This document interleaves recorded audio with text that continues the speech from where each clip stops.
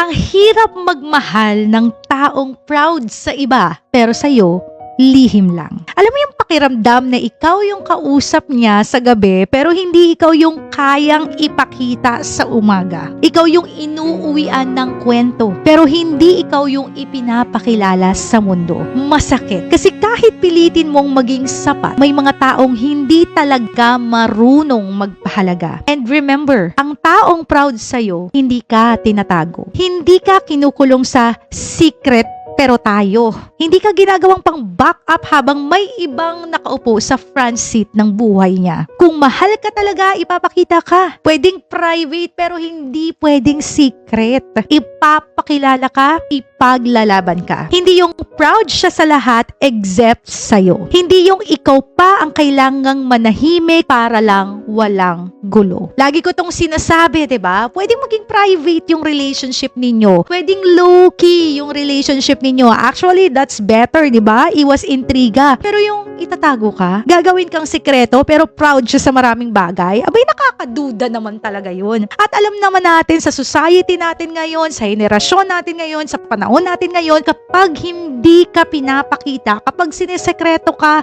malamang sa malamang may tinatago at merong pinaglalabang iba. At ang sakit nun, di ba? Kasi ikaw yung inuuwian, ikaw yung iniiyakan, ikaw yung sumasalo sa problema niya, nakikinabang siya sa iyo, talagang proud ka sa kanya, buong buo yung pagmamahal mo sa kanya, pero hindi mo maramdaman na buo rin yung pagmamahal niya sa iyo kasi una sa lahat, hindi niya kayang maging proud sa iyo. And to be honest, hindi ko maintindihan kapag mahal mo yung isang tao that you cannot be proud of that person. Because, aminin ba natin sa hindi, isa sa mga factor na masasabi mo na proud ka sa isang tao is yung hindi mo siya sinisekreto. Pinapakilala mo siya na kahit sino pa siya at kahit ano pa siya, proud kang kasama mo siya kasi mahal mo yan, 'di ba? 'Di ba ang isang tao kahit ano pang kapalpakan yan, kahit anong imperfections niyan, basta mahal mo yan, ipapakita mo yan sa mundo. Ipapakilala mo yan. Hindi yung parang binuhos mo na yung lahat, pero parang hiyang-hiya pa rin na ikaw yung kasama niya at ikaw yung pinili niya. Hindi ganun yung mararamdaman mo eh. If you love the person, you must be proud of that person and that person must not